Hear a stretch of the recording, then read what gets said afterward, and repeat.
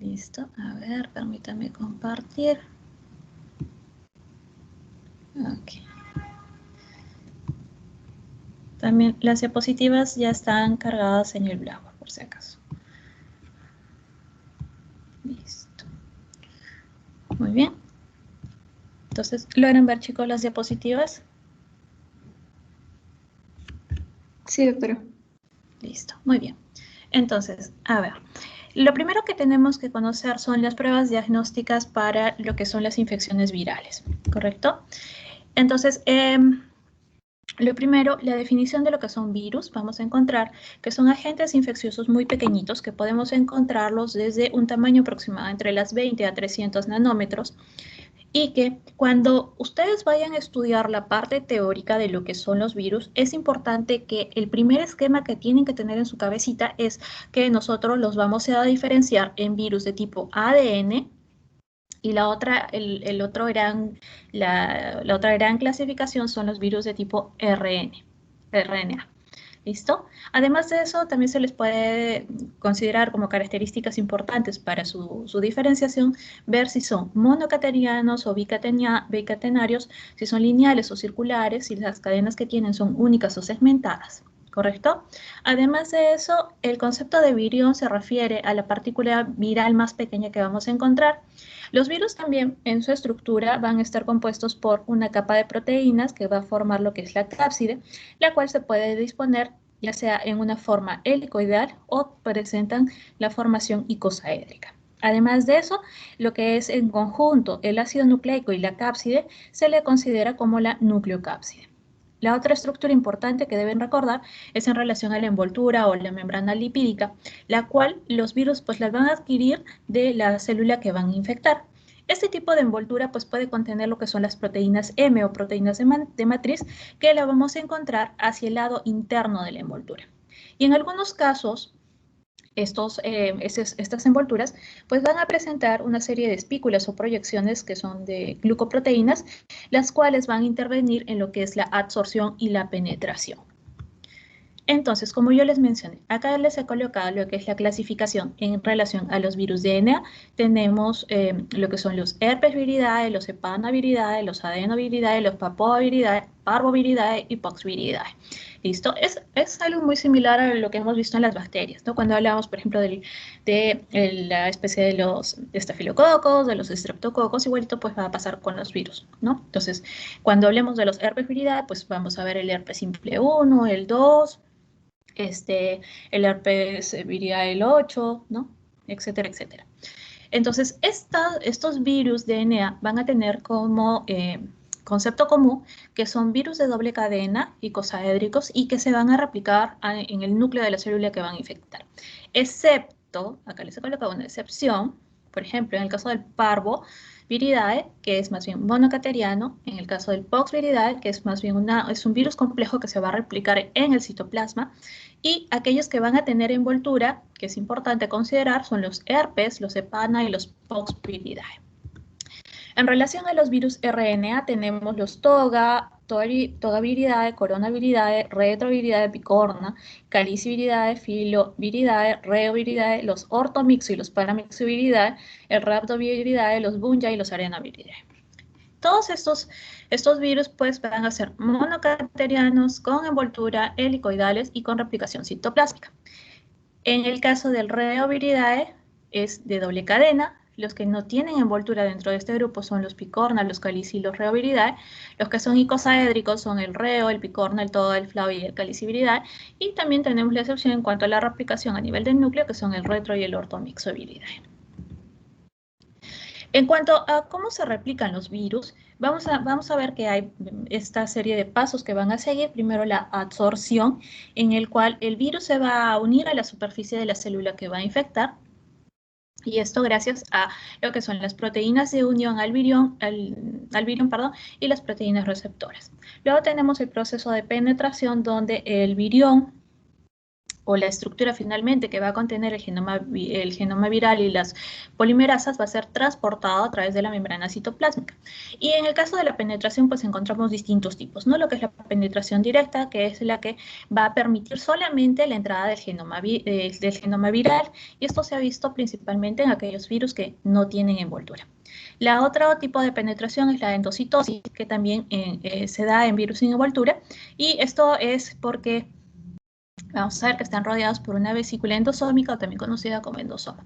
Y en el caso de la fusión, que es un tipo de penetración que hemos visto en los virus con envoltura. Luego tenemos la decapsidación, donde se va a dar la degradación del total o de una parte de la cápside viral para poder liberar el genoma y así producir lo que es la transcripción y la traducción. Luego tenemos la síntesis macromolecular. Para este proceso pues, se necesita de la traducción de lo que es el ARN mensajero hacia lo que son las proteínas virales. Y luego tenemos lo que es la maduración y la liberación. En el caso de la maduración es la unión espontánea y también ordenada del ácido nucleico y las proteínas para que se forme lo que es la nucleocápside. Este tipo de proceso se puede dar tanto a nivel del núcleo como del citoplasma. Y en el caso de la liberación, si estamos hablando de virus desnudos, estos se van a ser liberados por lisis celular, y en el caso de los virus con envoltura, se va a dar mediante la gemación, por lo cual estos tipos de virus pues, van a adquirir lo que son las espículas y las proteínas de matriz que fusionan la membrana con la nucleocápside. Muy bien, entonces, dicho todos estos conceptos previos, vamos a ver cómo nosotros podemos realizar el diagnóstico virológico. Entonces, para poder hacer este diagnóstico es necesario contar con un diagnóstico inicial, es decir, nos va a indicar de qué virus se trata, ¿listo? Nos va a permitir también hacer un seguimiento de la evolución de nuestros pacientes, ver también la evaluación la evaluación de la respuesta al tratamiento y realizar estudios de epidemiología. Estos diagnósticos pues, son procedimientos que son complejos, principalmente por el tamaño tan pequeñito que tienen nuestros virus y porque estos virus no se pueden aislar en los medios de cultivo comunes, ¿no? Como lo que hemos visto en el caso de las bacterias. Necesitamos cosas un poquito más especializadas. Entonces, lo primero a tener en consideración es en relación a la selección, obtención y procesamiento de muestras. Entonces, lo ideal es obtener la muestra lo más pronto posible a que el paciente empiece a iniciar la sintomatología. ¿Qué tipo de muestras podemos obtener? Pues muestras de nasofaringe, como lo que estamos haciendo ahora con lo del COVID, ¿no? Podemos obtener muestra de heces, líquido cefalorraquídeo, orina, suero, biopsias de cerebro o raspado de las vesículas que se van a producir como manifestación de la infección por estos virus. Una vez que obtenemos las muestras, estas deben ser transportadas, refrigeradas y tratar de procesarse lo antes posible. Se debe tratar de procesar hasta entre las 12 y las 24 horas de su obtención. Este tipo de muestras también las podemos emulsionar en un medio de transporte viral para que el virus se encuentre de una forma más estable, ¿no? A veces vienen unos frascos especiales donde la muestra pues, se va a conservar de mejor manera. Además de esto, cuando llegan al laboratorio, estas muestras pues, se van a trabajar en unas cabinas de bioseguridad para evitar la contaminación o en laboratorios con un nivel de bioseguridad tipo 3 o 4, ¿no? Dependiendo de cuál sea el virus con el cual se esté trabajando. Entonces, imagínense lo que son las medidas de bioseguridad que en los laboratorios especializados de virología, ¿no? Sobre todo estas imágenes más son de un laboratorio de bioseguridad 4, donde el personal pues está completamente aislado en relación, o bueno, protegido, ¿no? En relación al manejo de las muestras. Entonces, dentro de los exámenes que nosotros podemos hacer para la identificación de los virus, empezamos con el examen directo. Entonces, nosotros podemos observar a través de la microscopía óptica lo que son las células infectadas. Acuérdense que no vamos a ver en sí al virus, sino vamos a ver los cambios que este virus pues, va a producir en las células en las cuales se van a encontrar. Entonces, observamos estas células que pueden mostrar cuerpos de inclusión viral, los cuales Son estructuras intracelulares que van a estar formadas por cúmulos de estos virus o por componentes virales. Un ejemplo de esto, por ejemplo, es cuando nosotros hacemos la prueba o el test de Tay-Sachs para muestras de lo que son las vesículas herpéticas o de las lesiones ulcerocostrosas, ¿no? Se logra ver al microscopio cuáles son los daños a nivel celular que está produciendo el herpes virus, ¿no?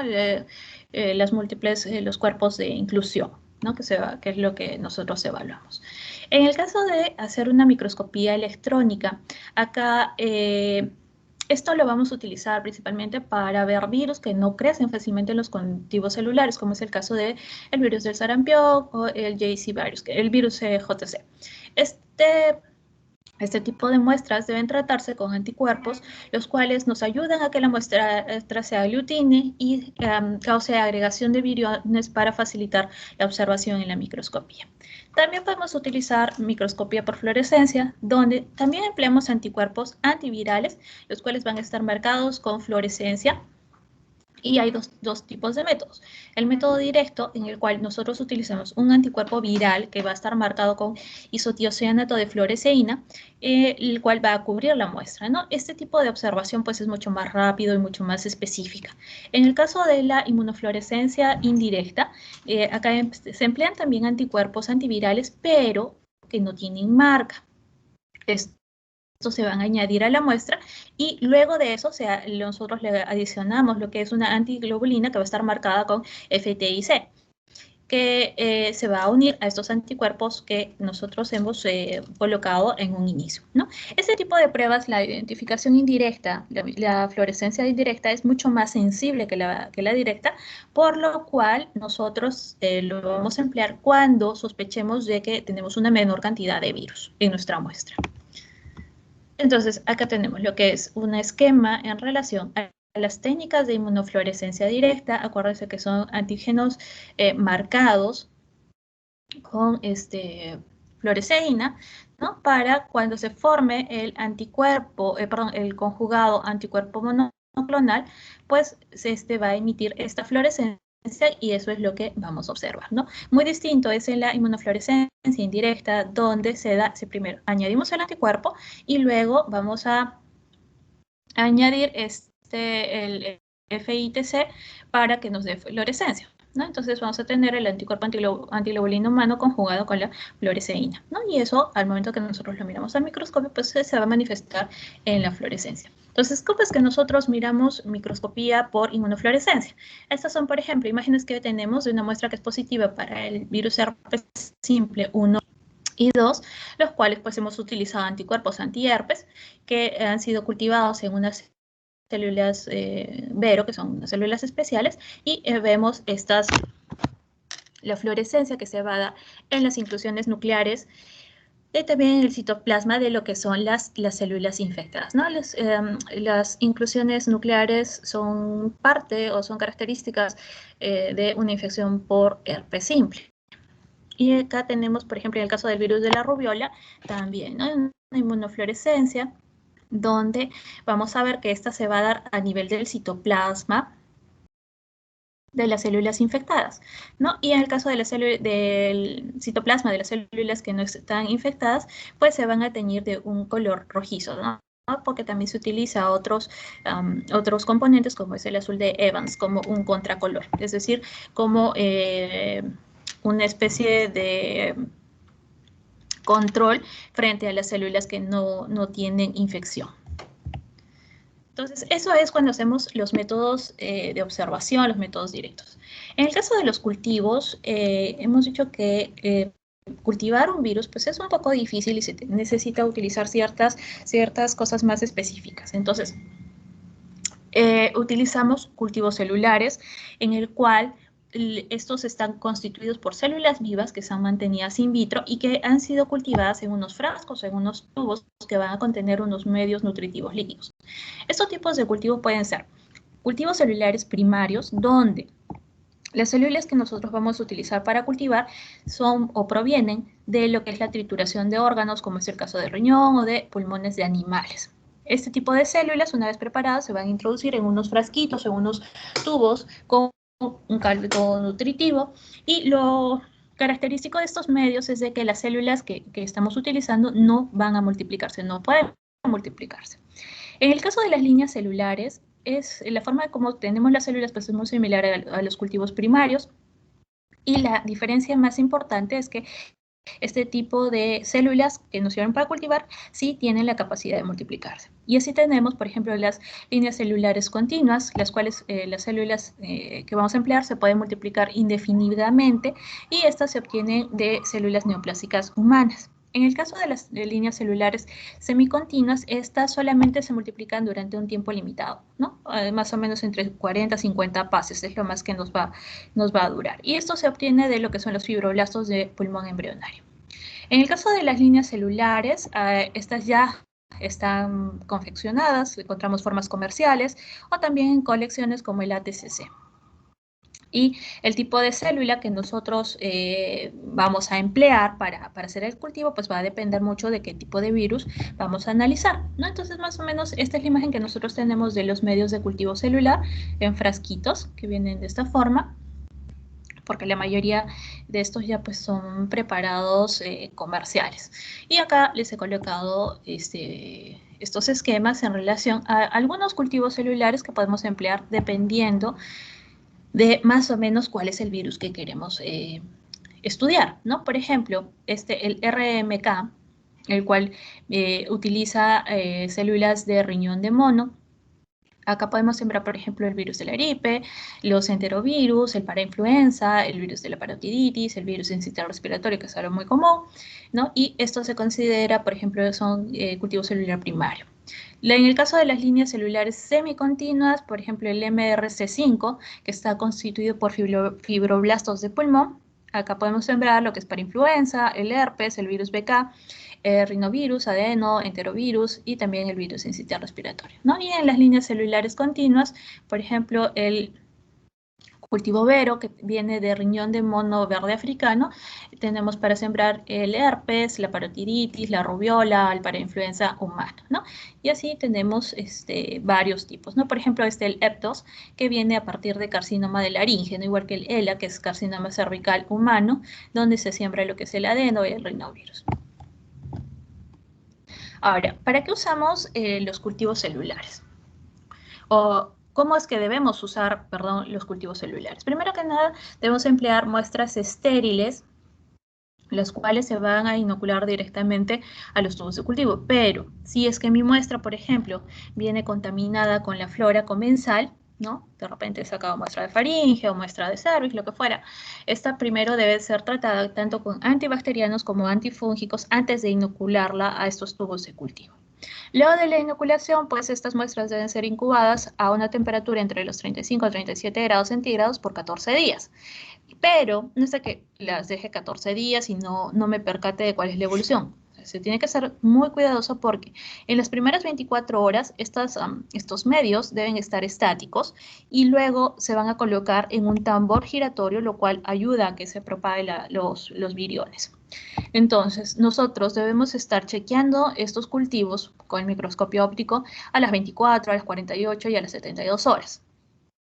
Y luego se van a chequear 2 veces por semana para nosotros evaluar el efecto que van a tener los virus sobre las células hospedadoras. Acuérdense que como son tan pequeñitos, entonces a nosotros lo que nos interesa son los cambios celulares. Eso es lo que nosotros observamos. Si ustedes se acuerdan cuando hemos visto bacterias, pues miramos en los medios de cultivo nosotros miramos el crecimiento, ¿no? La formación de las colonias. En el caso del virus, no. Los virus, lo que nosotros vamos a observar en los medios de cultivo son los cambios que se están dando sobre estas células que estamos empleando, ¿no? Entonces, esto es el efecto citopático, que se refiere a la modificación de la morfología de las células inoculadas. ¿Qué tipo de modificaciones podemos encontrar? Por ejemplo, que la célula sea más redonda, que haya degeneración celular, que haya presencia de corpúsculos, que se dé una fusión celular, incorporación de antígenos a nivel de la membrana plasmática e incluso la muerte de las células por autólisis. La otra cosa que nosotros vamos a evaluar en estos medios de cultivo es la titulación, que se refiere a la cuantificación de partículas virales. Esto se va a hacer en una placa donde se van a emplear cultivos con varias monocapas celulares que se van a infectar con diluciones seriadas de la suspensión de virus a titular. Esto se va a incubar, ¿no? Se debe incubar por aproximadamente 2 a 3 horas, se cubre nuevamente con la monocapa con un medio semisólido, lo cual va a evitar que estas partículas, que las nuevas partículas virales que se van formando, pues se vayan propagando por toda la monocapa. Luego, esto se tiene que repetir hasta 3 ciclos, y luego de estos 3 ciclos se va a observar en nuestra muestra una placa visible de células infectadas, las cuales se denominan unidad formadora de placa, la UFP. Ahora, es importante diferenciar las células no infectadas de las infectadas, para lo cual nosotros empleamos unos colorantes citológicos que lo que hacen es teñir las células no infectadas, ¿no? Como algo muy similar a lo que hemos visto con la inmunofluorescencia indirecta. Y el título pues se va a expresar en unidades formadoras de placa, o sea, las UFP por mililitro. Entonces, este es el esquema de la técnica de ensayo en placa para la titulación viral, ¿no? Tenemos las partículas virales en un medio de cultivo celular, va a haber un agregado del medio semisólido, ¿no? Vamos a ver la placa de lisis y tenemos que tener células que se tiñen, ¿no? Que nos van a indicar lo que son las que no están infectadas, ¿no? Por ejemplo, acá vamos a ver las placas de células infectadas, que son las no teñidas, ¿listo? Para la titulación viral mediante el ensayo de placa. Entonces, acuérdense que la célula infectada es la que no se tiñe, mientras que las células que están infectadas son las que sí se van a teñir. Luego de eso tenemos las técnicas inmunológicas, que son métodos indirectos de detección de la respuesta inmunitaria humoral específico del paciente frente a nuestros virus. Entonces, lo que estamos evaluando pues, es el estado de inmunidad que se va a generar frente a esta infección. Entonces, este tipo de técnicas nos van a indicar la infección vírica en situaciones en las que el virus pues, no puede cultivarse y tampoco puede detectarse por otros medios. Y así tenemos, por ejemplo, la serología, la cual nos va a permitir detectar la presencia de anticuerpos de tipo IgM o IgG frente a antígenos virales específicos en el suero del paciente, ¿no? Si, por ejemplo, mi paciente tiene una infección aguda, lo que detectamos es la IgM. Si tiene una infección, lo que se vamos a detectar pues, es la IgG. Esto a veces nos aporta resultados un poco tardíos, porque a veces es necesario el análisis de 2 muestras, ¿no? De 2 sueros del paciente. Lo ideal es que la primera muestra se obtenga en la fase precoz de la enfermedad y el otro se obtenga en la fase de convalecencia, para luego ambos procesarlos en paralelo y poder evaluar si ha habido incremento o no del título de anticuerpos. Entonces, por ejemplo, si yo encuentro un aumento de 4 veces o más del título inicial, o de repente una variación de negativo a positivo, pues nos va a indicar una infección reciente. Entonces, dentro de la serología, ¿qué pruebas tenemos? La reacción de fijación de complemento, la inhibición de hemaglutinación y la neutralización. Entonces, vamos a hablar un poquito de cada uno de ellos para que tengan un poco de idea a qué nos referimos. En relación a la reacción de fijación de complemento, nos permite determinar anticuerpos en el suero, evaluando la competencia por el complemento presente en el medio. Esto se va a producir entre el complejo antígeno viral anticuerpo y un complejo antígeno anticuerpo añadido. ¿Para qué es útil? Para la detección de virus que, por ejemplo, tengan nuevas variantes antigénicas frente a las cuales pues, nosotros no tenemos la disponibilidad de lo que son anticuerpos monoclonales. En relación a la inhibición de la hemaglutinación, es la pérdida de la capacidad hemaglutinante de los virus cuando se forma el complejo antígeno-anticuerpo. Entonces, nos permite detectar aquellos virus que tienen la capacidad de aglutinar los glóbulos rojos, como es el caso, por ejemplo, del virus de la rubiola, del sarampión o del virus de la influenza. Este tipo de pruebas tiene alta especificidad, pero es de baja sensibilidad. En el caso de la reacción de neutralización, es la pérdida de la capacidad infectiva de un virus al producirse el complejo o la unión al anticuerpo específico. El efecto se va a evaluar inoculando lo que son los cultivos celulares con el complejo anticuerpo partícula viral, y se analiza el efecto que se va a producir pues, en la célula huésped.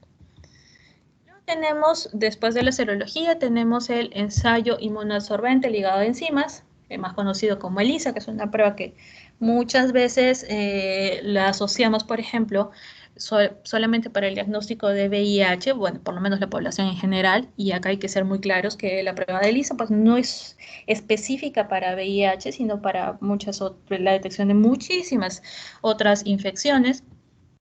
Esta es una técnica que es muy rápida, donde utilizamos antígenos o anticuerpos marcados con una enzima, ¿no? Los conjugados antígeno-anticuerpo resultantes tienen tanto una actividad inmunológica como enzimática, los cuales ambas van a ser estudiadas. Los anticuerpos específicos para el virus lo que van a hacer es fijarse a la superficie de una matriz, luego esto se va a lavar y luego se va a añadir el suero o la muestra, en la cual nosotros queremos evaluar pues, la presencia de los antígenos virales. Si estos antígenos están presentes, los antígenos virales lo que van a hacer es unirse a los anticuerpos que están en la superficie de la matriz, luego volvemos a hacer un lavado, volvemos a agregar un anticuerpo marcado, pero esta vez con una enzima que puede ser tanto la fosfatasa alcalina o las peroxidasas de rábano, el cual se va a unir al complejo anticuerpo fijado, antígeno viral, y va a formar como una especie de sanguchito, ¿no? Que es un sándwich de anticuerpo fijado, antígeno viral, anticuerpo marcado. Entonces tengo anticuerpo, antígeno, anticuerpo. Listo, los anticuerpos son el pancito y el antígeno pues va a ser la carnecita, ¿no? Por ejemplo, mi hamburguesa. Tras varias lavadas que se van a realizar, esto va a permitirnos eliminar, por ejemplo, los anticuerpos marcados que no estén formando los complejos que hemos dicho.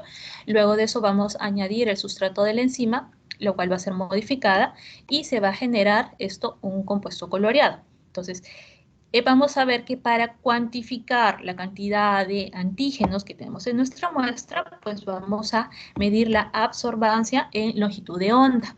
Y esto lo hacemos utilizando lo que es el espectrofotómetro. ¿Listo? Entonces, igual, un esquema de lo que es el ELISA.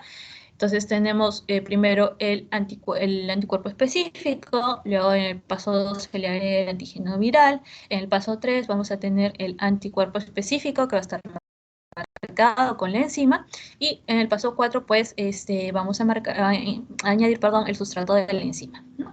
Y esto es, por ejemplo, una prueba para ver detección y cuantificación de VIH mediante esta técnica de ELISA, ¿no? Siempre con la coloración me va a indicar cuáles son los positivos.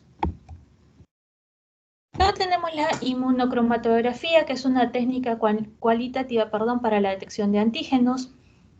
Acá vamos a ver que la unión del antígeno a un anticuerpo específico fijado, lo que va a estudiar es la unión del antígeno a un anticuerpo específico fijado sobre la membrana de nitrocelulosa, que esto va a estar incluida en la cámara de reacción portátil del inmunocromatógrafo.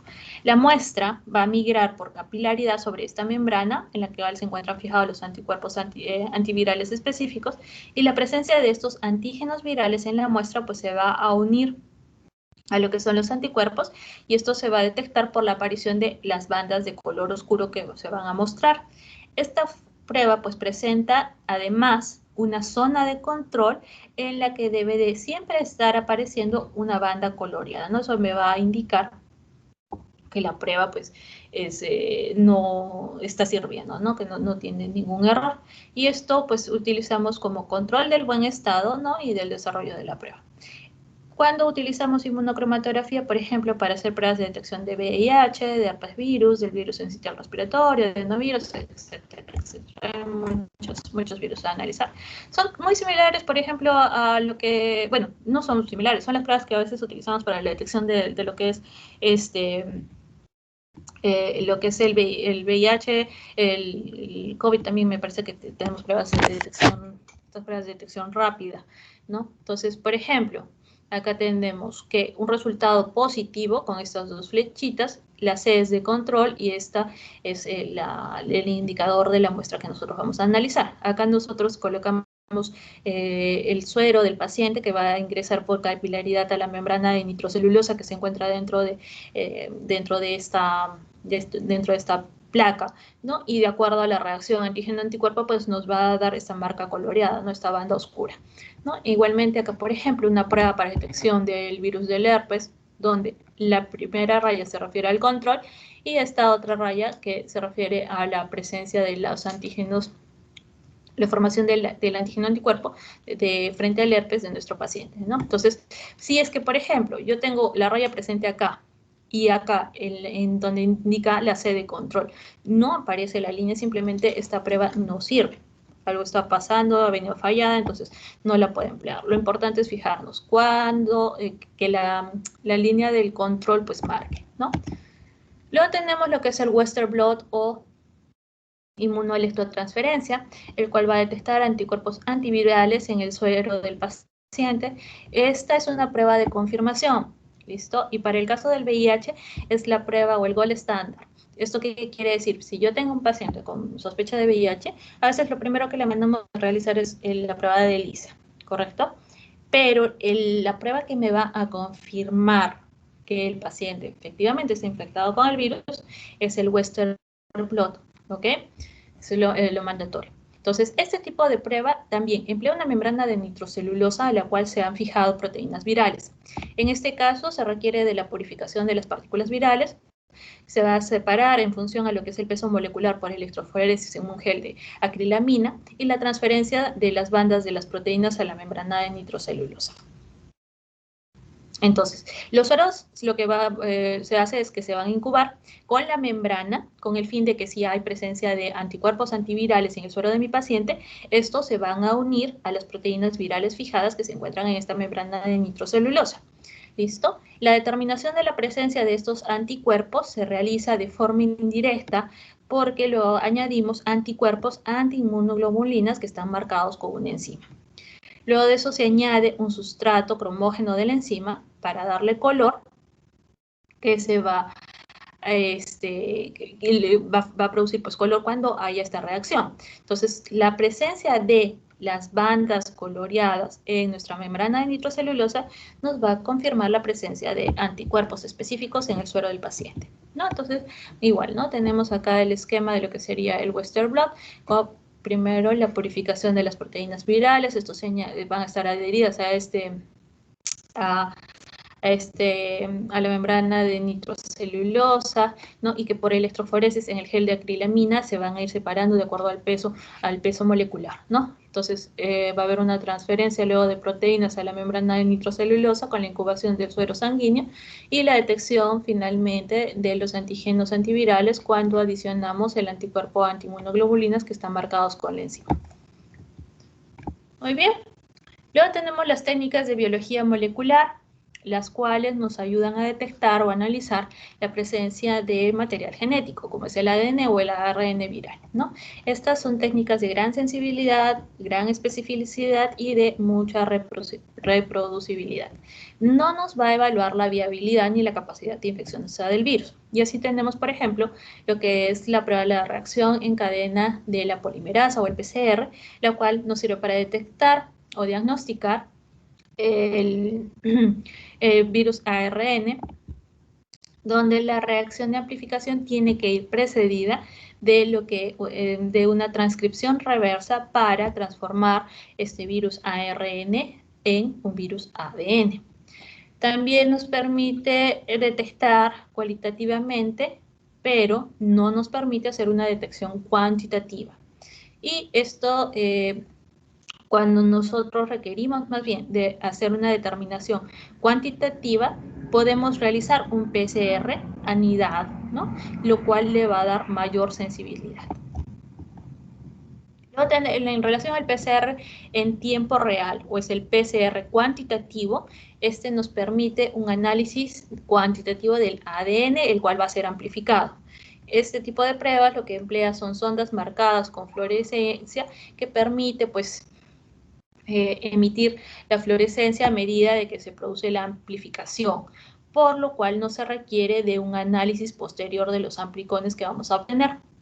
Es mucho más sensible que el PCR común y proporciona un menor número de casos falsos positivos.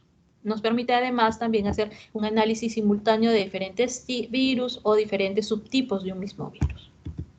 Entonces acá tenemos uno de los aparatos que nos permite hacer el examen del PCR en tiempo real.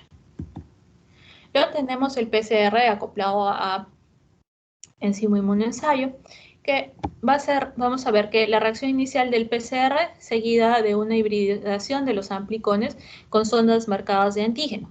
El revelado se va a realizar mediante el enzima inmunoensayo de forma muy similar a lo que hemos visto con la técnica de ELISA. La unión del DNA o ADN a la sonda se detecta mediante un anticuerpo, el cual va a estar marcado con una enzima que va a reaccionar con el antígeno de esta sonda. El resultado de la unión ADN-sonda con el antígeno anticuerpo marcado se va a detectar mediante la modificación del sustrato por parte de la enzima que va a generar un compuesto coloreado. Esta es una técnica que es sensible, que es específica y de un elevado rendimiento y nos permite también hacer un análisis simultáneo de varios genes en una misma muestra. Luego tenemos lo que son los microarrays o biochips, los cuales se basan en hibridación de ácidos nucleicos con sondas específicas que nos permite hacer tanto la tipificación como la subtipificación de los virus. Las sondas específicas que empleamos se encuentran inmóviles en una superficie que se va a incubar con material genético que vamos a analizar y que va a estar marcado. Y bueno, generalmente los microarrays son kits comerciales, ¿no? Esto ya viene preparado. ¿Listo? Entonces, eso es en relación a lo que son las pruebas para el diagnóstico de los virus. Luego, la otra cosa son 3 temas que tenemos que ver y empezar a hablar de lo que es el papiloma. Es importante que ustedes entiendan cómo es que se realizan las pruebas, por qué pedimos ciertas pruebas, por qué no solicitamos otras pruebas, de acuerdo a eso. Se darán cuenta, por ejemplo, con el caso que tenemos del COVID, que las pruebas de detección rápida no sirven o no nos han ayudado a controlar, porque simplemente van a marcar si es que tengo un paciente ya con los síntomas, con una enfermedad avanzada, ¿no? Cuando en estos casos de epidemiología es importante detectar la situación lo más oportunamente posible, ¿no? Y no encontrar y hacer la detección en los periodos de ventana. Por eso necesitamos pruebas que sean más sensibles, más específicas, como lo que serían las pruebas de PCR, ¿no? Por eso es que la importancia de haber utilizado lo que es el PCR en un inicio, ¿no? Cuando recién aparecía la pandemia, lo ideal hubiera sido de que las pruebas que se realizan sean con PCR, más no con las pruebas rápidas. ¿Ok? Porque la prueba rápida, si estabas en un periodo de ventana o recién estabas iniciando la enfermedad, pues simplemente no tenían la cantidad de formación de complejos antígeno anticuerpo para que sean detectados por la prueba, ¿no? Entonces eran pruebas que no son tan sensibles y que tenían gran chance de detectarme falsos o darme falsos negativos, que es lo que pasó, ¿correcto? Entonces es importante conocer bien esto. Muy bien, entonces el primer virus que vamos a ver es un virus que se podría considerar una epidemia porque se miran muchos casos en relación a este famoso virus que es el papilomavirus humano. El HPV es un virus DNA de doble cadena sin envoltura, el cual va a contener 6 proteínas reguladoras tempranas, de las cuales las más importantes pues son estas dos últimas, la E6 y la E7, porque son los que me van a causar las principales alteraciones. Luego también tenemos 2 proteínas tardías, que son la L1 y la L2. Característica de este virus es de que va a infectar a las células epiteliales basales y se ha visto que epidemiológicamente el HPV pues, se encuentra presente en el 5% de todos los cánceres. Sabemos que es la causa más común del cáncer de cervix en las mujeres y encontramos hasta 170 genotipos de HPV. Nosotros cuando estudiamos el HPV vamos a ver dos grandes grupos, los que son HPV de bajo riesgo y HPV de alto riesgo, ¿no? Los de bajo riesgo son, por ejemplo, los que me van a causar lo que son los condilomas genitales, algunos de ellos lo que son las lesiones intraepitelial, el IE, de bajo grado. Los que más me deben asustar, los que más nos llaman la atención, pues son los de alto riesgo, que son los que me causan las lesiones intraepiteliales de alto grado, o también lo que es el cáncer de cuello uterino. ¿no? El carcinoma invasivo. Dentro de todos estos de alto riesgo, los más frecuentes pues son el 16, el 18, 31, 32, 35 también. ¿Listo? Entonces, por ejemplo, acá les he colocado esta tablita donde vemos todos los tipos de lesiones causadas por el HPV y qué tipo de HPV tenemos. Por ejemplo, en el caso de las verrugas anogenitales, ¿quiénes los producen? Generalmente son los de bajo riesgo, como es el caso del 6 y el 11, que son los más comunes. Carcinoma cervical, 16, 18, 31, 33, 35. ¿Otros más podrían causarme cáncer? Por supuesto que sí, pero estos son los más comunes.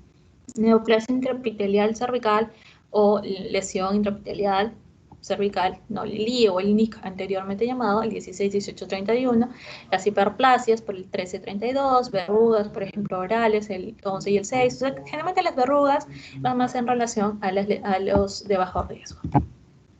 Muy bien, pero lo que más nos debe interesar es en relación al cáncer de cervix. Este tipo de lesión, vamos a ver que se origina, es una displasia cervical o carcinoma que están asociados principalmente, uno, a la actividad sexual del paciente y al encontrarse expuesto a las cepas de alto riesgo, específicamente con la 16, la 18, la 31, 33, 35, entre muchas otras. Lo que nosotros hacemos es un extendido citológico cervical con tinción de Papa Nicolau, que es lo que nos ayuda muchísimo para la detección temprana, para ver los cambios displásicos celulares. Por favor, por ventura de Dios, esto se lo suplico, porque eso es lo que yo miro como especialista. ¿Listo? No es la prueba de Papa Nicolau. Papa Nicolau no es una prueba, es una tinción, ¿correcto? Lo que se hace en las mujeres es esto, el extendido citológico cervical. Todo el mundo lo conoce como el Papa Nicolau por acá, Papa Nicolau por allá. Bueno, ya es algo muy común. Eso yo lo puedo aceptar, por ejemplo, de obstetrices o de las pacientes en general, ¿ok? Pero como médicos no me pueden decir, haz el Papa Nicolau. Papa Nicolau es una tinción, por favor. Y es una tinción que no es solamente para ver extendidos cervicales. La tinción de Papa Nicolau yo la empleo para ver, por ejemplo, aspirados de tiroides, aspirados de mama. ¿Listo? La tinción de Papa Nicolau nos ayuda a ver células. Entonces, por favor, ¿correcto? Entonces, ya saben que este extendido citológico cervical está indicado para todas las mujeres que hayan iniciado su vida sexual todos los años. Es mandatorio hacerlo, porque yo cuando observo los cambios que se van a dar en las células, estoy viendo las lesiones tempranas. Entonces, en muchas oportunidades, los diagnósticos que damos pues ayudan a evitar a que estas mujeres desarrollen un cáncer importante, ¿no? A veces se encuentra, y sí se ha dado los casos de que niñas, porque niñas de 15 años que estaban gestando, ¿listo? Que se hacen el extendido por control, terminan teniendo ya lesiones de alto grado.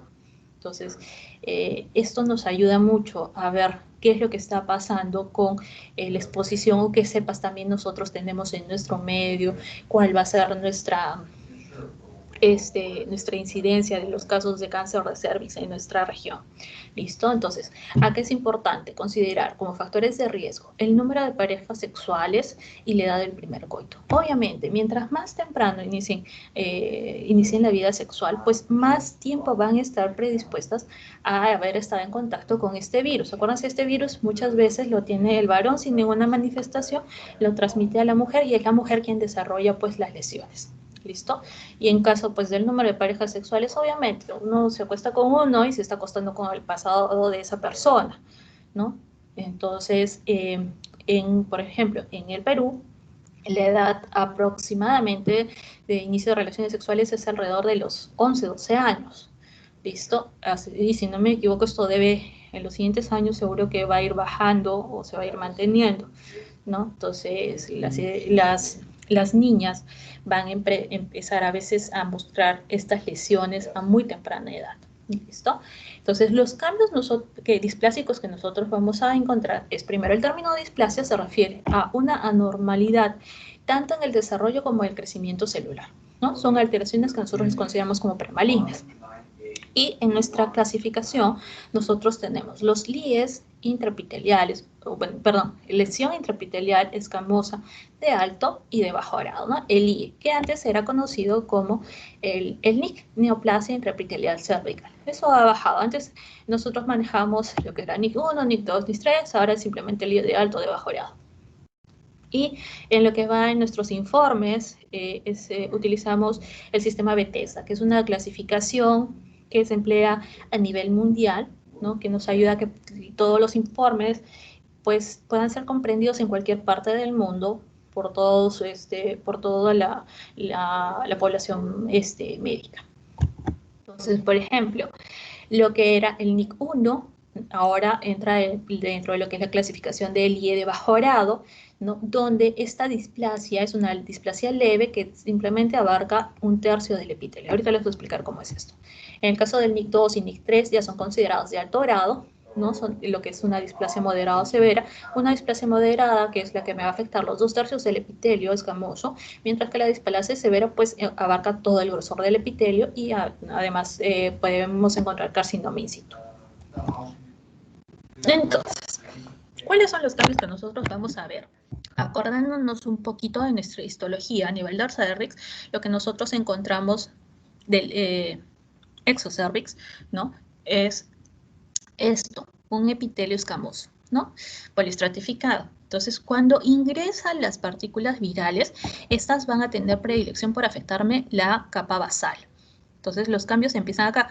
Acuérdense que en esta capita de acá, ¿no? Es donde empiezan a formarse las células que mientras más maduran van alcanzando la superficie y hay ciertos cambios, ¿no? Acá teníamos células cúbicas con núcleo redondito y mientras más van alcanzando la superficie, pues empiezan a ser un poco más, poligonales, con el núcleo un poco más alargado, ¿listo? Entonces, ¿qué es lo que pasa? El virus infecta la célula y empieza a causar cambios a nivel del núcleo. Y entonces, por ejemplo, yo voy a ver el núcleo, cómo va a cambiar en cuanto a su morfología, va a dejar de ser este núcleo redondito, va a estar más distorsionado, va a ser más hipercromático, ¿no? Además, algunos casos pueden presentar un halo perinuclear, que eso va a formar lo que son los coilocitos, que es la célula patognomónica de la infección por HPV. ¿Listo? Entonces, si estos cambios, estas alteraciones celulares, yo las observo en solamente 1/3 de mi epitelio, ¿sí? Todo este aerosol yo lo dividido en 3 partes. Si solamente lo encuentro en 1/3, pues es un LIE de bajo grado, lo que era el NIC 1. Si está en los 2/3, era lo que es el NIC 2 y entra a la categoría del LIE de alto grado, ¿no? Y si está en todo el epitelio, pues sería lo que era el NIC 3, considerado dentro de lo que es el LIE de alto grado, ¿no? Y si ya hay afectación de la membrana basal, pues es un carcinoma in situ. Entonces, por ejemplo, nosotros tenemos acá lo que es el epitelio normal, ¿no es cierto? Acuérdense que son células que están llenas de glucógeno, eso es lo normal. Si yo tengo una lesión, un LIE de bajo grado, pues voy a observar esto. Dense cuenta cómo están los núcleos un poco más grandes, hay un poco más de hipercromasia que se ubica en el tercio inferior. ¿Listo? Todo este grosor yo lo divido en 3 partes. Si la lesión solamente la encuentro acá en el tercio inferior, pues es un NIC 1. Acá, miren cómo están estos núcleos. A veces hay binucleación, el núcleo es conspicuo, ¿no? Visible. Entonces, si esto está en los 2/3, pues es un NIC 2, ¿no? Y si me abarca, pues todo, aparte también hay un poco de desorden en cuanto a la organización de las células, y si me ocupa pues todo el grosor, es un NIC 3. ¿Listo? Estas lesiones son principalmente una alteración en la maduración de mis células. Eso es lo que va a causar el BPH, ¿no? El HPV. Y si yo quiero observar más de cerca, pues voy a tener esto. Acá yo tengo la célula, acá tenemos este núcleo, que no es un núcleo redondito, que el radio núcleo citoplasma pues es mayor, ¿no? Se acerca casi a la unidad. Además, por ejemplo, en este otro vamos a encontrar la presencia de binucleación, presencia del núcleo conspicuo, ¿no? Entre muchas otras características que nosotros observamos. Entonces, por ejemplo, en estos extendidos cervicales teñidos con PAP, vamos a encontrar lo que es un LIE de bajo grado. Acá vamos a tener coilocito típico, son estas células escamosas eosinofílicas que van a tener un halo perinuclear, ¿listo? Rodeado de un engrosamiento citoplásmico y de un moderado crecimiento nuclear, ¿no? Que es más o menos lo que estamos viendo acá. ¿Listo? Miren, acá hay binucleación. Entonces, por eso es importante, por ejemplo, esta de acá son células escamosas normales. Nosotros tenemos que ver si son células escamosas intermedias, si son células escamosas superficiales o células basales, ¿no? Se evalúa todo eso, ¿no? Y con la presencia de importante inflamación acompañado por neutrófilos, ¿no? Esto simplemente yo encuentro un coilecito, entonces me indica una célula, un lío de bajo grado, además de que nosotros observamos otras características, ¿no? Igualito acá, este coilocito que está hipercromático con aumento de tamaño también. ¿Listo? Acá más células, más coilocitos con células escamosas basofílicas y algunas eosinofílicas con halo perinuclear, ¿no? Acá también está desarrollando el halo perinuclear. Miren acá, el tamaño del núcleo en comparación con lo que sería una célula escamosa normal, pues es bastante considerable, ¿no? Acá, en el caso del LIE de alto grado, vamos a ver células parabasales, las cuales tienen, que son estas de acá, que tienen un crecimiento celular importante. La membrana nuclear es irregular, ¿listo? Y la cromatina es densa, ¿no? Miren acá, acá tengo las células escamosas, estas son intermedias. Y acá vamos a ver, miren estas células de acá, estas son las células que están siendo infectadas por el VPH, donde hay un crecimiento del núcleo. Se dan cuenta que el núcleo es pleomórfico en todos, ¿no? O sea, que el tamaño no es regular, ¿no? Es muy variable. Además, vamos a encontrar lo que es una membrana nuclear irregular, ¿no? Igualmente, miren, acá hasta mitosis encontramos, ¿no? Esto sigue siendo alto grado, ¿no? Miren las irregularidades del núcleo, la hipercromasia acá también. Estas áreas ya me indican a mí que esto es una lesión de alto grado, ¿no? Porque acá yo tengo células que son normales, pero miren, es acá. Entonces, cuando se hace esta evaluación del extendido cérvico, no es que nosotros veamos, pues,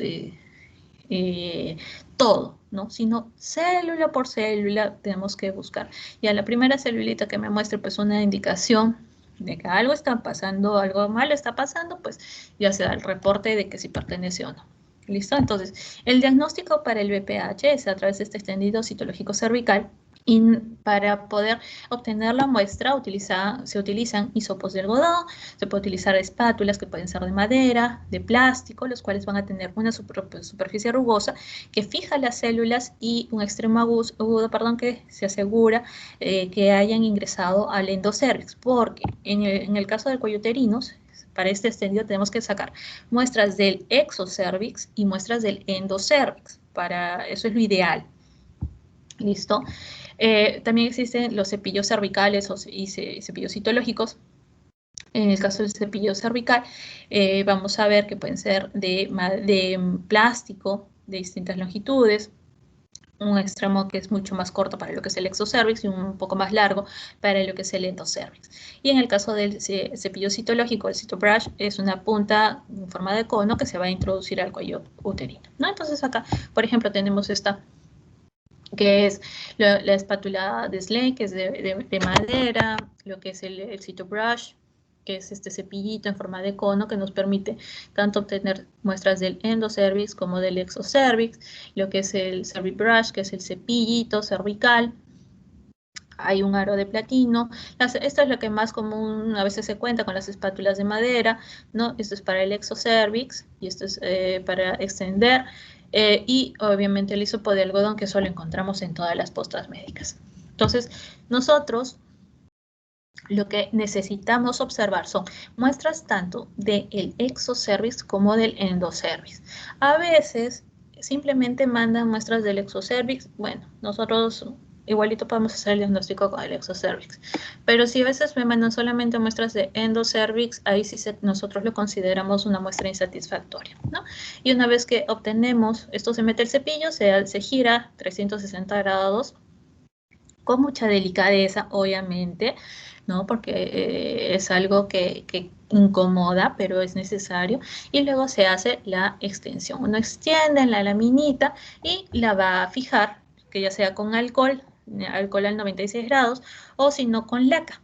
A veces en las postas médicas, por ejemplo, utilizan la laca para el cabello, echa laca ahí en la lámina y de esa forma las células se fijan. Acuérdense que tienen que fijarse para evitar la destrucción de las células, para mantener la estructura lo más posible a lo que está conservada in situ, ¿no? Hasta que llegue al laboratorio y nosotros lo podamos ver, ¿no? Igualito al momento de utilizar el hisopo, ¿no?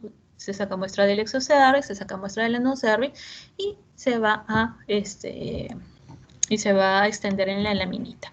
Y como les dije, utilizamos fijación mediante un aerosol, que puede ser, como les indiqué, la laca, que es lo que gran parte de tanto de médicos como de obstetrices utilizan para realizar la fijación, o en una cubeta o en un coupling con alcohol absoluto o alcohol más éter, se deja por 30 minutos y las células ya están fijadas. Para enviar, por favor, esto también, cuando ustedes hagan el internado, siempre indicar nombre del paciente, la fecha de la extracción de la muestra, fecha de última regla, ¿listo? Porque a veces hay cambios que se van a dar por el embarazo, cambios que se van a dar en mujeres menopáusicas, que pueden ser, que yo puedo estar mirando cambios displásicos a consecuencia de una atrofia en una mujer menopáusica, y que si no me indican que es menopáusica, yo puedo pensar que de repente está por ahí alguna lesión, ¿no?, llamativa, pensando en un cáncer. Entonces es importante eso. Si es que ha tenido resultados previos, si es que está recibiendo tratamientos hormonales, si es que recibe anticoncepción, cuántos embarazos, ¿no? También dónde se ha obtenido la muestra y qué técnicas ha empleado. ¿Listo? Son datos sumamente importantes que a mí, como patóloga, me sirven muchísimo para saber frente a qué alteraciones que son normales para ciertas cosas y yo no las puedo confundir con una patología importante. ¿Listo? ¿Cómo nosotros hacemos la tinción de Papa Nicolau? Es muy sencilla. Utilizamos primero hidratación con alcohol al 50%, luego usamos agua destilada, hematoxilina, luego vamos a decolorar parcialmente, ¿no? La deshidratación con alcohol al 70, 80, 96%. Bueno, esto depende de qué laboratorio, en qué laboratorio se encuentren trabajando. Coloramos con Orange G, luego lavamos, luego utilizamos policromo. Bueno, en el caso, en mi caso utilizo lo que es EA, eosina ácida. Luego lavamos con alcohol el 96% y hacemos una deshidratación completa con Silol. El Silol me sirve también como para aclarar un poco más las células para tener una mejor observación. Muy bien. La otra forma diagnóstica, aparte del extendido, es hacer una colposcopía con ácido acético al 3%. Entonces, ¿con esto qué se hace? Visualizamos la colposcopía, es poder visualizar el cervix, ¿no?, con una especie de microscopio y poder ver si es que hay una alteración gracias a la tinción, a los toques que se hacen con ácido acético. Entonces, por ejemplo, un epitelio anormal, cuando entra en contacto con el ácido acético, va a tener una coloración blanca. Entonces, ¿esto qué permite? Que el ginecólogo que está realizando el examen, pues, ubique dónde se están dando estos cambios vasculares anómalos, y entonces es de allí donde va a tomar estas biopsias, ¿no?, para enviarlas a patología y que nosotros podamos ver qué es lo que está pasando, ¿no? Para poder hacer este examen es necesario que la paciente no se encuentre menstruando, que la paciente no tenga signos de inflamación, porque la inflamación me va a causar también alteraciones celulares, que no se aplique ningún medicamento intravaginal y que no haya tenido intervenciones cercanas a nivel del exocervix. El momento más ideal es a mitad del ciclo menstrual y sacan, más bien en este caso en la colposcopía, no es un examen citológico, es un examen histológico porque se toma una biopsia. Entonces, en la histología nosotros igualmente ubicamos si es que hay presencia de coilocitos, que son células escamosas que tienen un núcleo agrandado, irregular, hipercromático y con un citoplasma colado, ¿no?, que es, digamos, con la formación de este halo, porque el halo finalmente es producto del proceso de tinción. Vamos a evaluar también la hiperplasia de las células basales y nos vamos a fijar si es que hay presencia o no de atipia celular. Pruebas que nosotros podemos realizar son, por ejemplo, la detección, como hemos visto, del genoma, ¿no? De lo que es el ADN. También vemos la amplificación, proteínicas de amplificación. Podemos utilizar amplificación y genotipificación para lo que es el VPH, el 16 y el 18. En el caso para ver lo que es el ARN, utilizamos la amplificación de estas proteínas tardías, como es el E6 y el E7, o la presencia de anticuerpos monoclonales, ¿no? Muy bien, entonces en relación a, y eso supongo que deben ustedes tener un poco de idea, porque en los últimos años se ha tratado de hacer mucha prevención en relación a esta enfermedad mediante el uso de las vacunas, ¿no? Colocar las vacunas en mujeres menores de, bueno, niñas menores de los 12 años. Entonces, ¿qué vacunas tenemos en nuestro medio? Por lo que tenemos, por ejemplo, el Cervarix, que es una vacuna bivalente que contiene lo que es la cepa la 16 y la 18, Gardasil cuadrivalente, que contiene el 6, el 11, 16 y 18, se dan cuenta que acá también indican BPH tanto de bajo grado como de alto grado, perdón, sí, de alto grado y bajo grado, lo que es el Gardasil 9, que es una nonavalente, que tiene el 6, el 11, 16, 18, pero también el 31, 33, 45, 52 y 58. Entonces, estas vacunas se hacen en base a los estudios epidemiológicos que se van arrojando todos los años. Es decir, al yo conocer cuáles son las cepas más comunes en nuestro medio, que me van a producir estas lesiones, pues a partir de eso pues se empiezan a hacer las vacunas. Pero ojo, son solamente algunas cepas. Imagínense que la paciente pues se coloca la vacuna, pero tiene la mala suerte de contagiarse con la 40, por así decirlo, ¿no? Entonces, se darán cuenta que acá no está contenida esa cepa, entonces no tiene protección frente a esa. Entonces, ¿te van a proteger al 100%? No.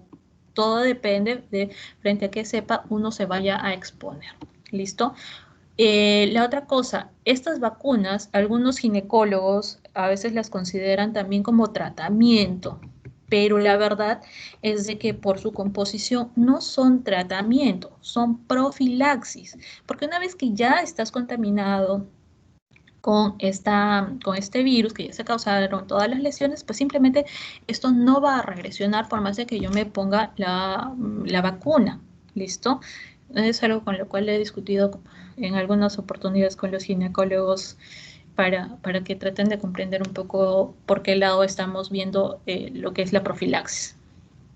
El tratamiento más bien depende del tipo de lesión que yo encuentre. Entonces, por ejemplo, si yo tengo una paciente que tiene un líder de bajo grado, estas lesiones, lo interesante es de que pueden regresionar.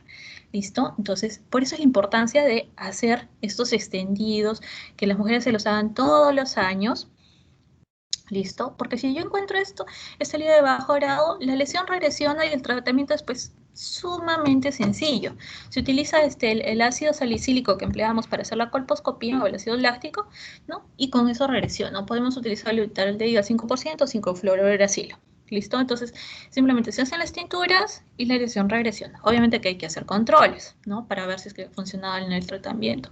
Pero si, por ejemplo, yo tengo una paciente que tiene un LIE de alto grado, entonces la lesión es un poco más compleja, es un poco más difícil de que regresione, ¿no? Y acá nosotros, ¿qué utilizamos? Por ejemplo, utilizamos lo que es la conización, es decir, vamos a sacar como un conito de lo que es el cervix, podemos utilizar lo que es el ASALIP, es una electrocauterización, podemos utilizar crioterapia o criocirugía, o podemos utilizar láser. Entonces, se darán cuenta que es un poco más complicado tratar estas lesiones, o tratarlas pues requieren de manejar una mayor área, ¿no?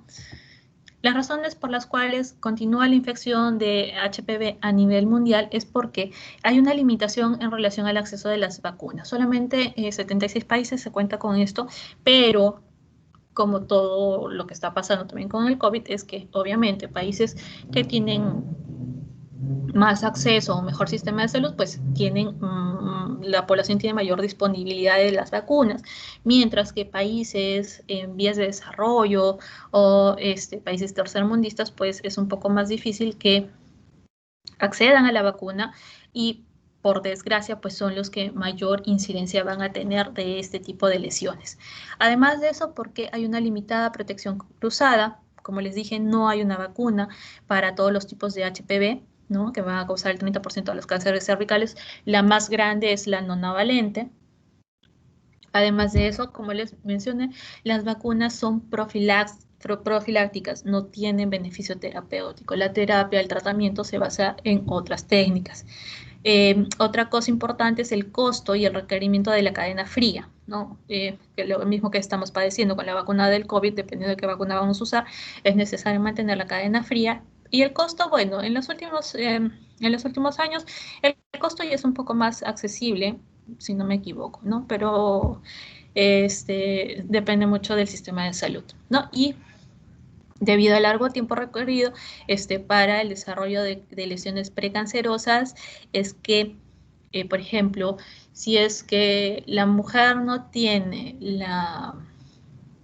el control anual, muchas veces yo no logro descubrir lesiones precancerosas, sino más bien llegan al laboratorio, a mi consulta, con lesiones que son cánceres, ¿no? Entonces, lo ideal es que para evitar esas situaciones, pues, como les digo, mandatorio de que las mujeres apenas inician su vida sexual, ¿no? A hacerse este extendido todos los años para poder detectar las lesiones lo más temprano posible, porque está la evolución en que tengas un líder de bajo grado, ¿no? Hasta que desarrolles un cáncer, pues es bastante tiempo, ¿no? Más de 10 años aproximadamente, ¿no? Entonces, si yo lo detecto a tiempo, pues voy a evitar grandes costos y problemas para los pacientes, ¿no?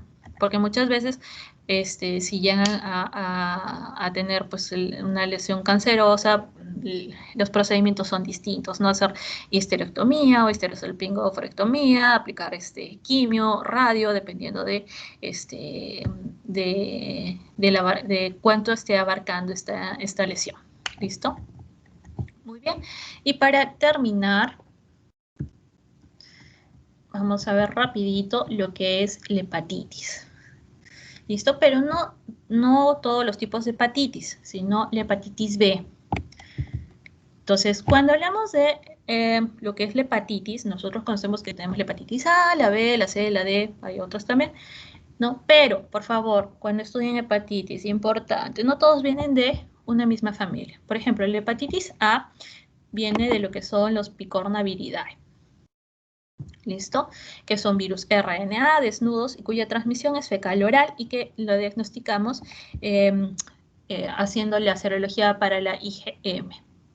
En el caso de la hepatitis B, pertenece a la familia de los Hepanaviridae, que son virus DNA que tienen envoltura y cuya transmisión es por vía parenteral. Y acá vamos a ver cuáles son los marcadores que utilizamos para su diagnóstico, como es el caso del antígeno de superficie o la IgM para el antígeno del core. En el caso de la hepatitis C son flavivirus, que son RNA, que tienen envoltura, que igualmente se transmiten por vía parenteral, y acá, por ejemplo, podemos utilizar ELISA, ver la presencia de anticuerpos para el virus de la hepatitis C. En el caso de lo que es la hepatitis D, se considera como un virus defectuoso, es un virus B defectuoso, que son RNA, que tienen envoltura, que también se transmite por vía parenteral y que nosotros lo diagnosticamos midiendo lo que es el antígeno de superficie para el virus de la hepatitis B con el anticuerpo o el anticuerpo para el virus de la hepatitis D. ¿Listo? En el caso de la hepatitis E, es un EP, no herpes, por si acaso acá no es que nos hayamos equivocado, no, es un EP-virus, que es un virus RNA desnudo que se transmite también por vía fecal-oral y se puede detectar midiendo los anticuerpos para el virus de la hepatitis E, ¿no? Y acá tiene como consideración especial, por ejemplo, el virus de la hepatitis B, que ataca principalmente a mujeres gestantes. En el caso del D, va a causar cirrosis o una hepatitis fulminante. En el caso de la hepatitis C, nos puede producir en el paciente un carcinoma hepatocelular crónico. En el caso de la hepatitis B, produce carcinoma hepatocelular primario con cirrosis. Y en el caso de la hepatitis A, pues es un cuadro leve y agudo. Entonces, acá este cuadrito es muy interesante porque nos muestra pues todas las diferencias que debemos tomar en cuenta para lo que es la hepatitis A, la B y la C. Entonces vamos a ver lo que es en relación a la B. Tiene este virus un periodo de incubación entre los 50 y los 180 días. Se ha visto principalmente en una población joven, alrededor de los 15 y 29 años. Se presenta en cualquier época del año. Listo, no tiene tendencia en relación a así es en primavera, verano, como otro tipo de virus. Sabemos que la forma de infección es por vía parenteral al estar en contacto con cualquier secreción corporal, ya sea a través de la sangre, secreciones vaginales, semen.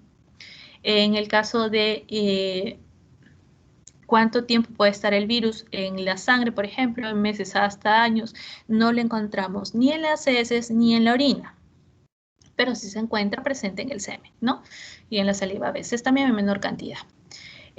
Las características clínicas y de laboratorio es de inicio insidioso, los pacientes no tienen fiebre. Vamos a ver la elevación de las aminotransferasas, que va a durar entre 1 a 6 meses aproximadamente. Los niveles de inmunoglobulina M pueden estar normales o ligeramente elevados.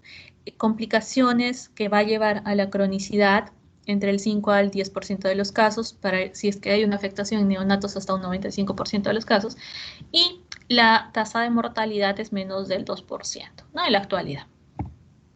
Existe inmunidad, se valora una inmunidad homóloga, y la duración de esta inmunidad pues es de por vida.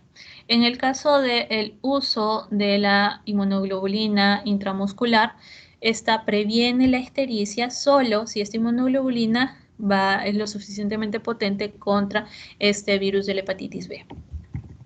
Entonces, este panavirus son virus de DNA circular, como hemos dicho, de cadena completa, y tiene otra cadena incompleta que va a codificar 4 genes. El gen S, que es el que va a codificar al antígeno de superficie, el gen C, que es un antígeno interno, que es el antígeno del core, el gen X, que es una proteína activadora transcripcional transactiva, y el gen P, que es el que codifica la polimerasa del virus.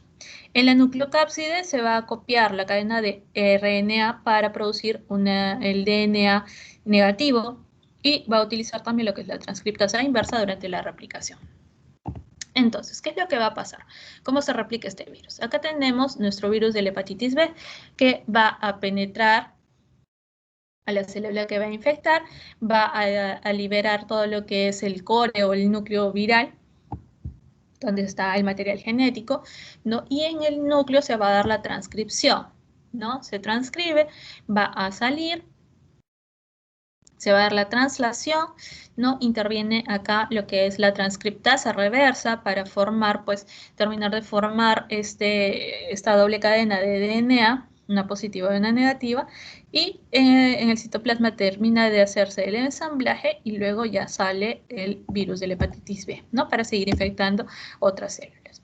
Entonces, cuando hablamos, por ejemplo, de la hepatitis primaria, que es la que más la vamos a observar con el caso del virus de la hepatitis A, el tiempo de incubación también varía entre los 60 a 110 días. Hay un prodromo que consiste en fiebre, urticaria, artralgias, erupción y artritis, ¿no? Y esto dura entre 2 a 10 días, hasta que luego aparecen los síntomas, como es el caso de la ictericia, malestar general, pérdida del apetito, náusea, fiebre, vómitos, cefalea, coluria y acolia. Entonces, cuando nosotros tenemos cuadros de hepatitis, lo más común es de que mi paciente esté ictérico, no histérico, por si acaso, ictérico, es decir, amarillito, que las heces estén blancas, acolia, y que la orina esté de un color como de té cargado, que es la coluria, ¿no? Digamos que son las 3 cosas que nos arrojan hacia un diagnóstico de hepatitis. Además de eso, los pacientes van a tener hepatomegalia, y si nosotros pedimos un examen para ver las enzimas hepáticas, vamos a encontrar que hay una elevación de las transaminasas séricas, va a haber una afectación en el tiempo de protrombina, el cual se encuentra elevado, y va a haber las bilirrubinas elevadas, ¿no? Y también vamos a encontrar granulocitopenia.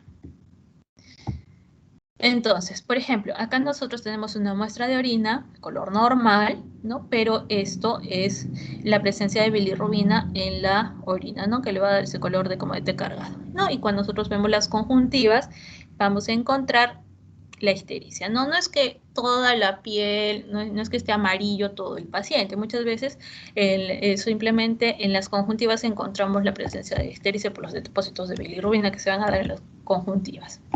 Entonces, acá tenemos más o menos cómo van a ir evolucionando el perfil, ¿no?, hepático de nuestros pacientes, ¿no? Cómo se va a ir aumentando las bilirrubinas, ¿no? La TGO, la TGP, cómo va a estar alterada, el tiempo de protrombina, también. La creatinina, se dan cuenta que no está, generalmente no se ve muy afectada, ¿no? Lo principal son estos, los niveles de albúmina también que es importante tener en cuenta, las plaquetas también. Muy bien, entonces cuando hablamos de la hepatitis B, nosotros tenemos que saber interpretar los marcadores, ¿no? Y esos son los marcadores. Entonces, el antígeno de superficie es un antígeno que obviamente se encuentra en la superficie del virus, que es nuestro primer marcador y que su presencia nos indica infección activa. Y que su duración va a estar en relación con la gravedad. Por ejemplo, si yo tengo un paciente que tiene este marcador positivo por más de 6 meses, significa que el cuadro ya no es agudo, sino que está pasando a ser una infección crónica. ¿Listo? Ahora, el anticuerpo de superficie. Este anticuerpo nos indica inmunidad. Por ejemplo, si ustedes se han colocado la vacuna para la hepatitis B, que eso es mandatorio para todo el personal de salud, ¿listo? Para yo conocer si estoy protegido o no, voy a titular los niveles de los anticuerpos de superficie. ¿Listo? Entonces, si hay presencia de anticuerpos de superficie, pues indican que sí tengo inmunidad frente al virus. ¿Listo?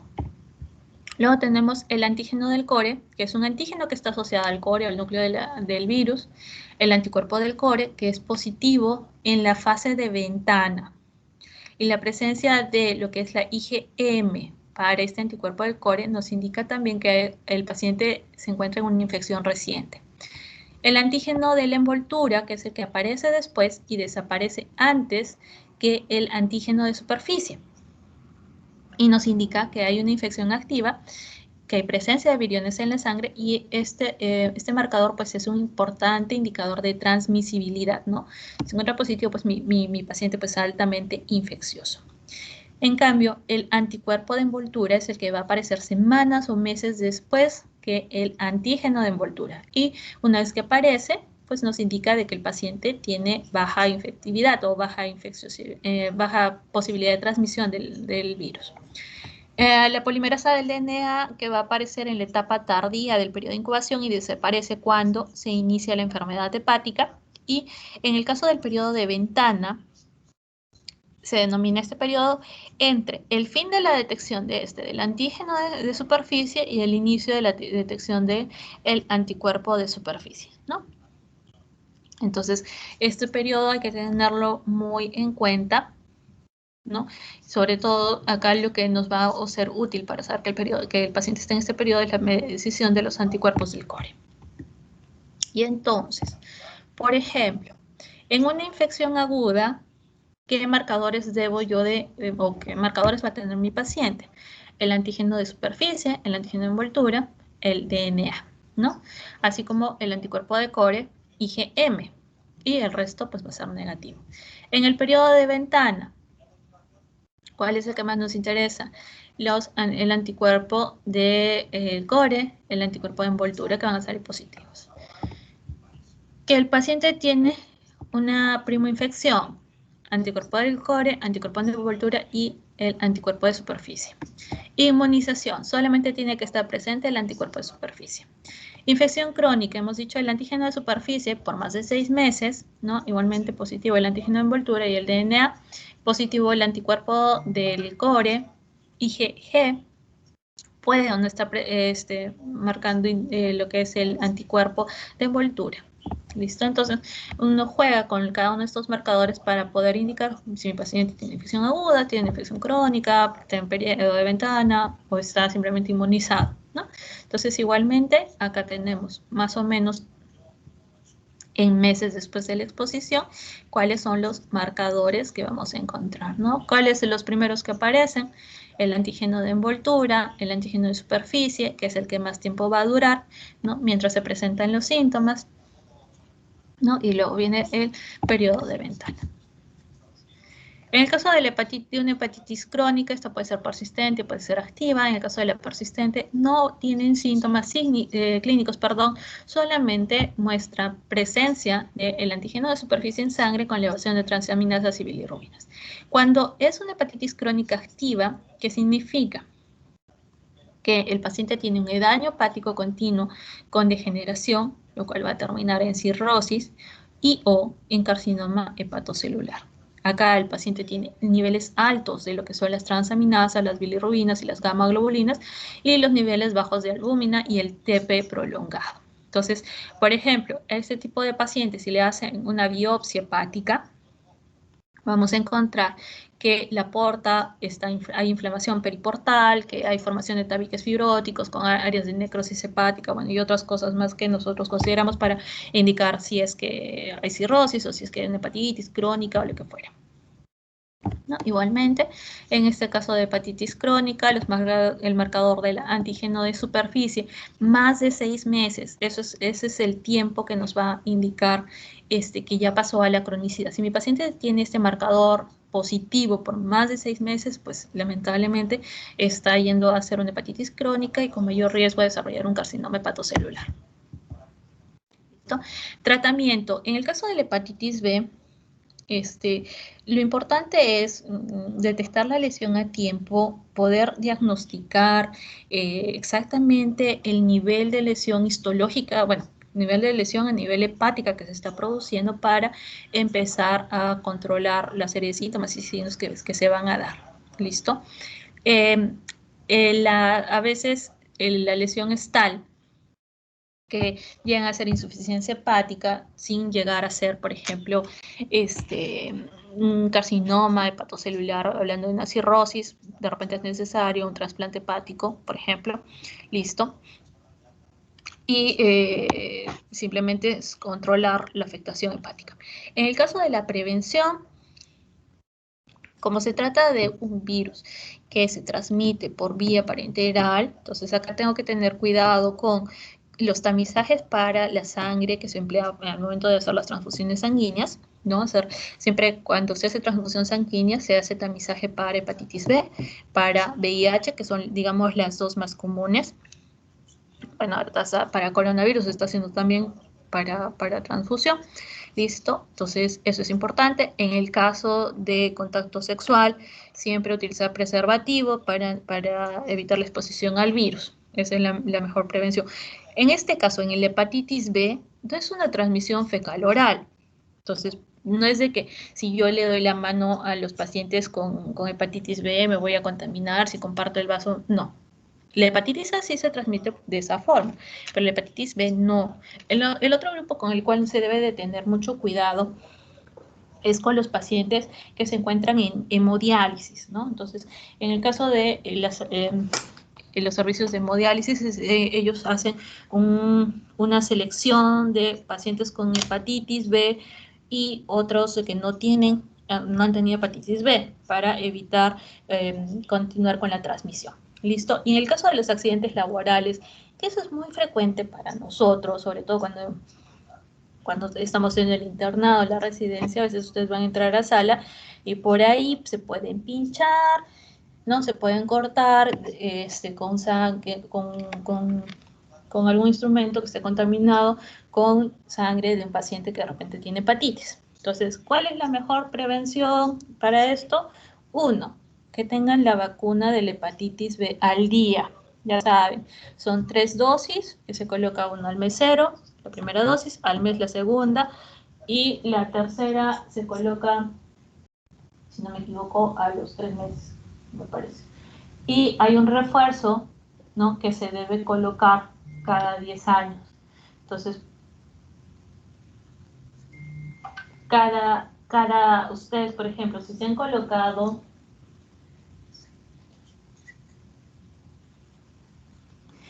colocado la vacuna de la hepatitis, cada 10 añitos, pues hay que colocarse el refuerzo, porque nosotros siempre estamos expuestos a poder contraer este tipo de virus. Ahora, si tienen la mala suerte de cortarse, pincharse, lo siguiente que se hace es, para evitar que el virus se siga replicando, es colocar inmunoglobulinas contra el virus de la hepatitis B, ¿no? Y con eso se evita de que ustedes desarrollen la enfermedad. Entonces, la vacuna y las inmunoglobulinas pues nos ayudan frente a los accidentes laborales, ¿no? Y tratar de ser muy cuidadosos con estas muestras. Por ejemplo, estas muestras son consideradas código rojo, ¿no? Es como que tuviera muestras de pacientes con VIH. Entonces, la transmisión o este virus de la hepatitis B es mucho más contagioso que el virus del VIH. ¿Listo? Entonces hay que tener mucho cuidado al momento de manipular muestras de pacientes con esta enfermedad, con este virus. Lo cual no significa que uno los deba de aislar, vaciar. No, todavía se les debe tratar con mucho más cariño, con mucho más cuidado. ¿Listo? Muy bien. Muy bien, chicos.